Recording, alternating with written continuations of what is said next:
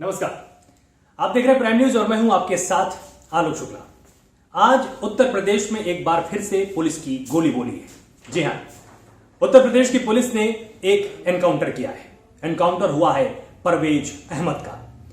आप सोच रहे होंगे कि इतना जरूरी क्यों है। यह जरूरी इसलिए भी है क्योंकि इसी परवेज अहमद के ऊपर 1 लाख रुपए का इनाम पुलिस ने घोषित कर रखा था। निश्चित रूप से अब आप समझ गए होंगे कि 1 लाख रुपए का इनाम मतलब बहुत बड़ा अपराधी, एक ऐसा वांछित अपराधी जिसके नाम पहले से ही जाने कितने मुकदमे दर्ज थे।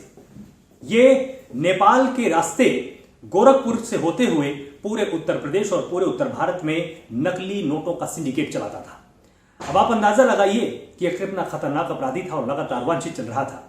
इसीलिए पुलिस को सूचना मिली। कल दरअसल शनिवार को इसकी एक मीटिंग थी गोरखपुर में।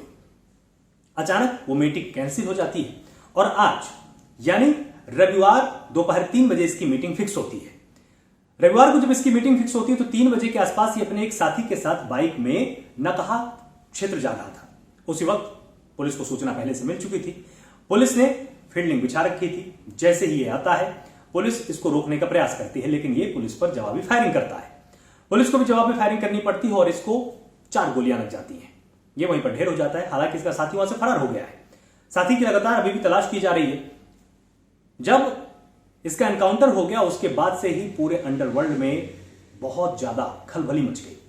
अब आप सोच रहे होंगे कि ये गैंगस्टर, चलिए ठीक है, नकली नोटों का कारोबार चलाता था, ये भी ठीक है, 1 लाख रुपए का इनाम था, ये भी ठीक है, लेकिन अंडरवर्ल्ड में आखिर इसको लेकर खलबली क्यों मची? वो इसलिए मची क्योंकि ये छोटा राजन के साथ काम करता था। छोटा राजन के साथ काम करता था परवेज अहमद। ये लगातार अपने सिंडिकेट को पूरे भारत में ऑपरेट करते थे और ये नकली नोट यहां वहां से नहीं मंगाते थे। ये नकली नोट मंगाते थे पाकिस्तान से। पाकिस्तान से नकली नोट छपकर पहुंचते थे नेपाल। नेपाल से होते हुए वो गोरखपुर आते थे और गोरखपुर से होते हुए फिर ये पूरे भारत में भेजे जाते थे। तो इसीलिए अब आप सोचिए कि कितना जरूरी था इसको रोकना। साथ ही अब आपको बता दें कि सिर्फ और सिर्फ छोटा राजन नहीं, खान मुबारक, जी हां, ये खान मुबारक के साथ भी काम करता था। वही खान मुबारक जिसके साथ मिलकर छोटा राजन ने अपना एक गैंग बनाया था और ये दोनों मिलकर किसके खिलाफ खड़े हुए थे? अगर आपको याद हो, अंडरवर्ल्ड का जाना माना डॉन दाऊद इब्राहिम।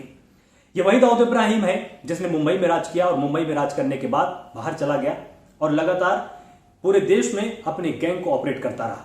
जगह जगह हत्याएं हुई, जगह जगह बॉम्ब ब्लास्ट को लेकर भी इसका नाम सामने आया था। जब मुंबई में बॉम्ब ब्लास्ट हुए थे तो उसमें भी दाऊद इब्राहिम का नाम सामने आया था।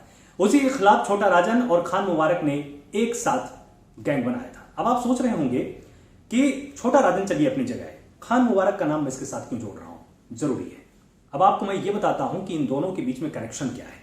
दरअसल खान मुबारक है अंबेडकर नगर का रहने वाला। जी हां, अंबेडकर नगर जिले का रहने वाला है और परवेज अहमद भी अंबेडकर नगर का ही रहने वाला है। और ये दोनों जिसके लिए काम करते हैं वो कौन है? जफर सुपारी। जफर सुपारी खान मुबारक का भाई है। जफर सुपारी और खान मुबारक जाने माने हत्यारे थे। अंबेडकर नगर से ही इन्होंने अपने अपराध की शुरुआत की थी। जफर सुपारी ने भी लगभग 15 साल की उम्र में पहली हत्या की थी और उसके बाद से वो देश में धीरे धीरे अपनी पैठ को फैलाता गया। धीरे धीरे अपराध में उसका नाम होता गया और खान मुबारक भी इसी तरह से हत्या करके सामने आया था, इसी तरह से अपराधों को अंजाम देता रहा। तो जफर सुपारी और खान मुबारक धीरे धीरे छोटा राजन से मिले। इसी बीच में उनकी मुलाकात परवेज अहमद से होती है और आपको याद होगा कि 2018 में एक हत्याकांड हुआ था उत्तर प्रदेश के अंदर। जी हां, बसपा के जाने माने नेता जगराम मेहंदी, ये आपको याद होंगे, इनकी हत्या की गई थी अक्टूबर 2018 में। इनमें भी इन सभी का नाम सामने आया था और उसी हत्याकांड के बाद खान मुबारक को गिरफ्तार किया गया। अभी वो उड़ई जेल में बंद है। तो इन सभी का नाम लेना इसलिए जरूरी था ताकि हम आपको समझा पाए कि किस तरह से परवेज अहमद का एनकाउंटर किया जाना कितनी बड़ी सफलता उत्तर प्रदेश पुलिस की है। छोटा राजा, परवेज अहमद, खान मुबारक और जफर सुपारी, ये चारों जाने माने गैंगस्टर हैं। उनमें से परवेज अहमद एक महत्वपूर्ण कड़ी थी क्योंकि ये नकली नोटों का कारोबार करता था, इसका सिंडिकेट चलाता था और लगातार गैंग को वो आर्थिक मदद पहुंचाता था जिससे गैंग मजबूत होता था। इस कड़ी को पुलिस ने तोड़ दिया है। तो निश्चित रूप से उत्तर प्रदेश की पुलिस बधाई की पात्र है। बहुत बड़ी सफलता उत्तर प्रदेश पुलिस की और एसटीएफ की है। निश्चित रूप से अब इससे जो गैंग है उसकी कमर टूटेगी क्योंकि आर्थिक जो उसका ढांचा था वो कहीं ना कहीं से तहस नहस हुआ होगा। तो निश्चित रूप से इसमें पुलिस की बड़ी सफलता तो कही जा सकती है। एक बड़े गैंगस्टर को भी मारा गया है और एक बड़ा सिंडिकेट भी अब यहां पर टूटा है जो पाकिस्तान से नकली नोट आते थे। अब उन पे भी कहीं ना कहीं रोक लगेगी। साथ ही पुलिस को भी यह भी पता लग गया कि पाकिस्तान में नोट छपते थे, उसके बाद नेपाल आते थे, नेपाल के बाद गोरखपुर के रास्ते पहुंचते थे। और यह भी अब कड़ी सामने आई है परवेज अहमद के एनकाउंटर के बाद कि गोरखपुर के कुछ ऐसे सफेद पोश हैं जो परवेज अहमद को लगातार शरण देते आए थे, जिसके चलते ये बसता हुआ है। तो इन सभी नामों का यहां पर लेना बहुत जरूरी था और इसके साथ ही ये भी आपको बताना जरूरी था कि कितनी बड़ी सफलता पुलिस ने पाई है।